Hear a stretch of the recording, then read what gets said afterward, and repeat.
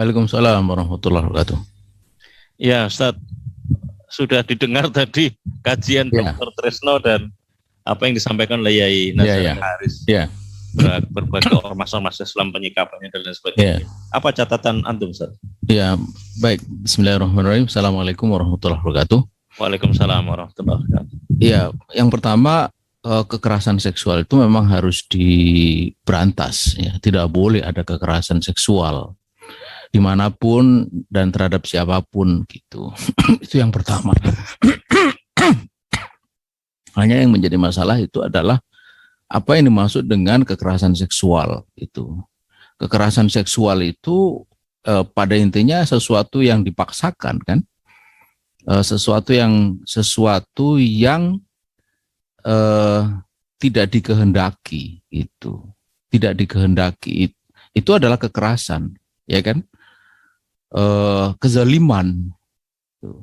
Sampai di sini sebenarnya ini saya ingin berkata jujur, apa yang dimaksud dengan kekerasan seksual di dalam definisi itu sudah betul, tidak dikehendaki. Itu tanpa persetujuan korban itu betul itu. Sebab kalau dengan persetujuan korban itu namanya bukan kekerasan. Sampai di situ sudah betul sebenarnya. Iya toh? Cuma masalahnya adalah apakah kalau disetujui itu lantas bisa diterima? Nah, itu masalahnya. Jadi saya melihat ini aturan yang hadir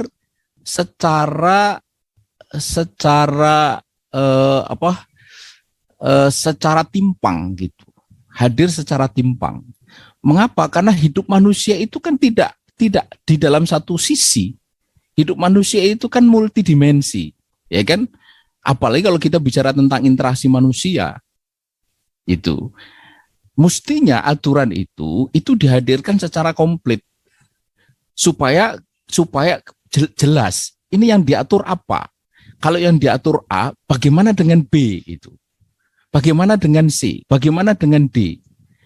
Sebab jika tidak diatur, maka pasti akan timbul pertanyaan seperti yang sekarang ini mengemuka di dalam diskusi tadi juga begitu.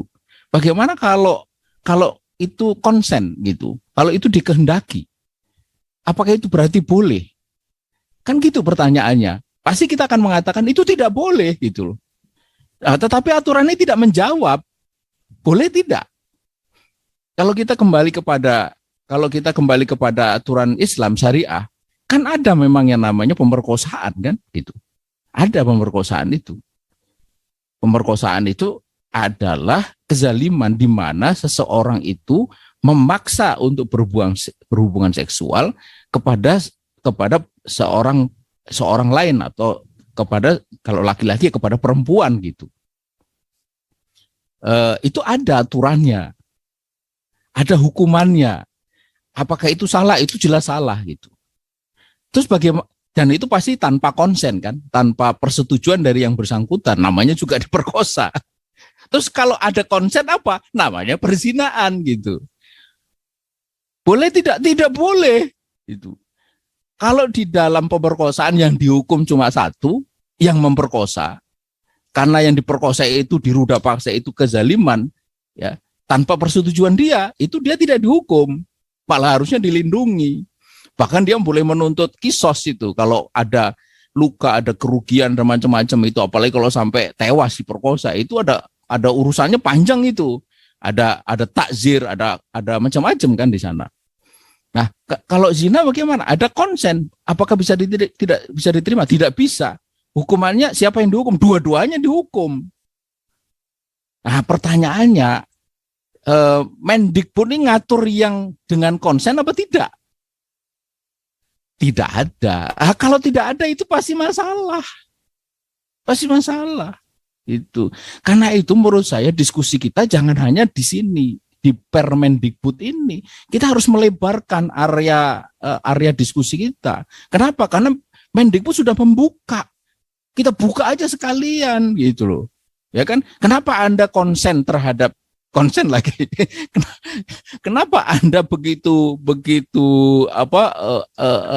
eager ya, begitu konsen terhadap soal kekerasan seksual, sementara terhadap seksualitas itu, kegiatan seksualitas yang di luar norma itu Anda kok tidak konsen gitu. Kan kita bisa challenge seperti itu.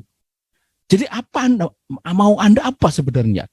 Apa intensi Anda sebenarnya itu? Apakah mungkin kita bisa ajukan pertanyaan tajam kepada dia. Kalau hubungan seksual tanpa persetujuan korban itu Anda larang di situ, bagaimana dengan aktivitas sosial yang dikehendaki oleh kedua-duanya? Apakah menurut Anda boleh? Itu. Kita ajukan begitu.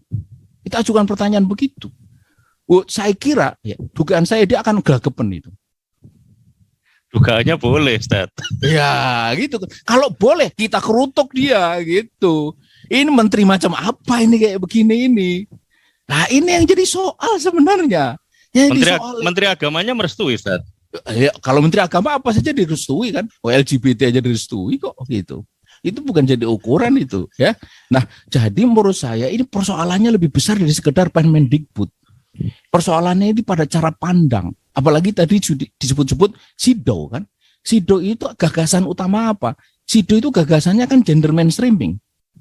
Karena itu kalau kita lihat ini pendekatan gender equal itu.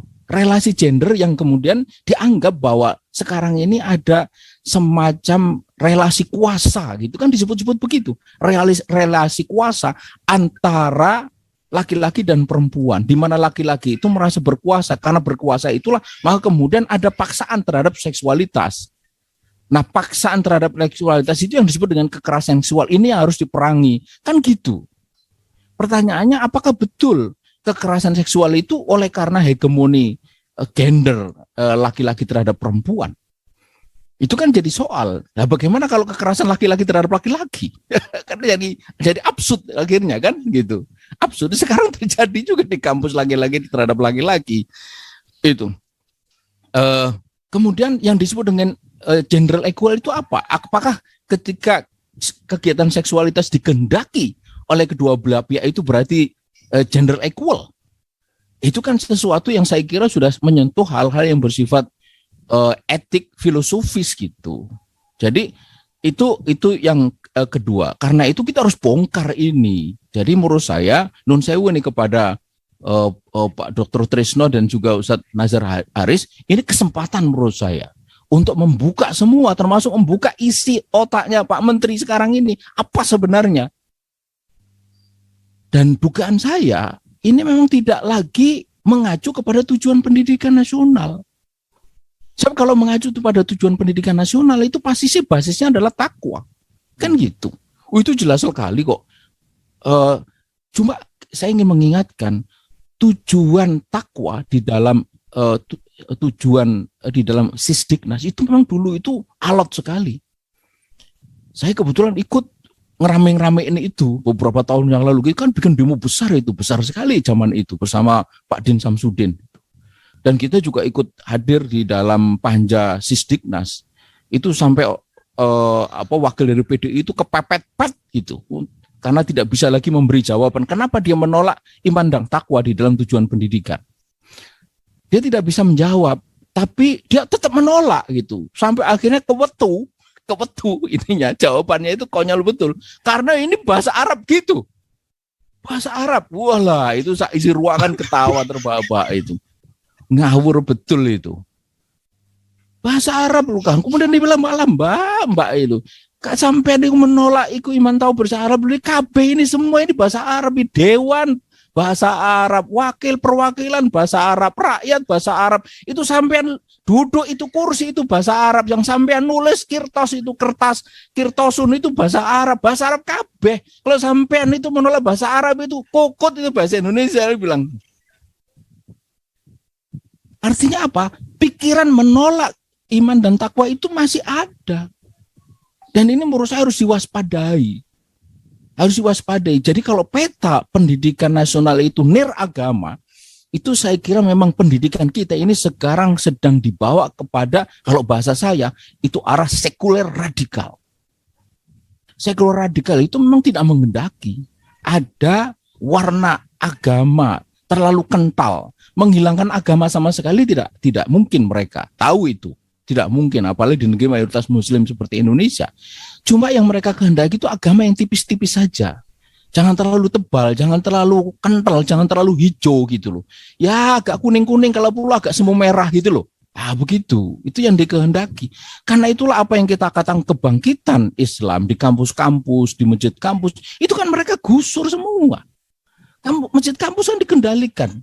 Bukan hanya masjid kampus dikendalikan, bahkan rektornya dikendalikan sekarang. Dipilih langsung oleh presiden toh. Bukan lagi melalui wali amanat.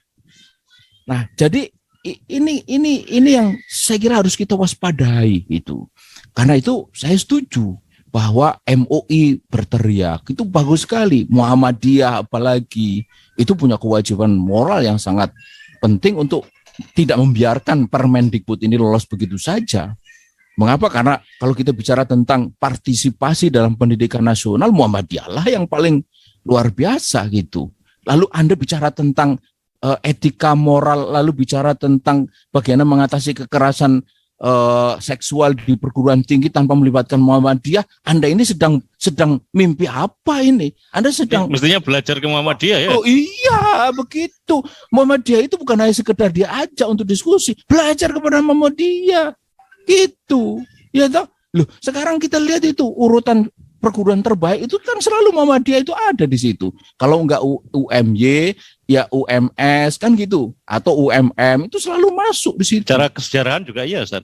Kesejarahan juga dia, Kiai Haji Ahmad Dahlan lah yang boleh yang semestinya disebut sebagai Bapak Pendidikan Nasional, karena dialah yang membangun atau yang mendirikan sekolah sederhana di Kampung Kauman, Jogja. 1911 tahun sebelum Ki Hajar Dewantoro bikin sekolah taman siswa. Bahkan Ki Hajar Dewantoro kalau bahasa kita itu studi banding kepada Ki Haji Ahmad Dahlan di Kauman. 11 tahun kemudian 1922 Ki Hajar Dewantoro mendirikan sekolah taman siswa yang diantaranya melahirkan namanya Ismail Yusanto. Ini murid taman siswa, teman muda Pak Wiyatan di Jogja. Nah, kembali kepada topik. Jadi saya kira itu poinnya. Saya ingin bicara singkat, karena itulah maka kita ini harus membawa soal ini itu kepada area yang lebih luas, kepada hal-hal yang sifat mendasar. Bagaimana dengan tujuan pendidikan? Kita tanya itu, ya kan? Bagaimana dengan kalau itu dilakukan tanpa konsen? Dengan konsen, apakah bisa? Kalau itu tidak boleh, mana aturannya? Begitu. Kalau itu kekerasan, tanpa konsen itu kekerasan. Kalau dengan konsen namanya apa ini? Namanya apa ini Pak Menteri? Gitu. Mas Menteri namanya apa kalau dengan konsen ini? Apakah ini sesuai dengan tujuan pendidikan kita? Begitu kita harus bilang gitu. Ya. Oh nggak boleh. Kalau boleh keluarkan peraturan Menteri. Berani enggak dia melakukan? Kalau enggak ya cabut juga ini yang ini. Nggak usah ini bikin gitu. Ya, karena apa? Karena kalau satu diatur tapi satunya tidak, pasti akan timbul persepsi atau pemahaman seperti tadi. Oh, kalau begitu kalau dengan konsen boleh. Bahaya sekali kalau begitu. Lawang sekarang tanpa Permendikbud aja di kampus sudah nggak karu-karuan kok. Apalagi dengan Permendikbud begini. Saudara, ini kalau dengan konsen boleh nih. Mari kita konsen semua ini. Ya kan? Lepas baju, konsen gitu, enggak apa-apa. Disut, konsen, enggak apa-apa. Hubungan laki-laki dengan laki konsen, enggak apa-apa. Kan begitu jadinya. Rusaklah dunia pendidikan kita ini. Nah, jadi saya kira ke sana. Karena itulah sekali lagi ini harus betul-betul sampai tuntas ini. Karena sekarang ini juga terjadi perang menurut saya. Kita menolak, kita menggempur, kita mempersoalkan, tapi kemudian muncul pendukung-pendukungnya itu. Lihat aja itu. Siapa yang mendukung? Kan balik-balik PDI mendukung, lalu Kementerian Agama, nggak ngerti lah di mana itu letaknya kok mendukung itu. Jangan-jangan belum baca juga itu, ya kan?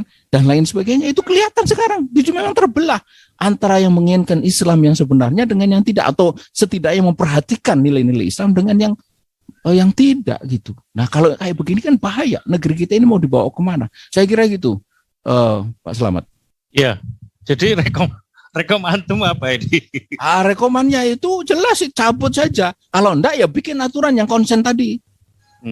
Oke, kita anggap ini kekerasan dalam kekerasan seksual. Oke, betul definisi, per definisi loh ya, per definisi betul bahwa yang namanya kekerasan itu pasti tanpa kerelaan, itu pasti gitu.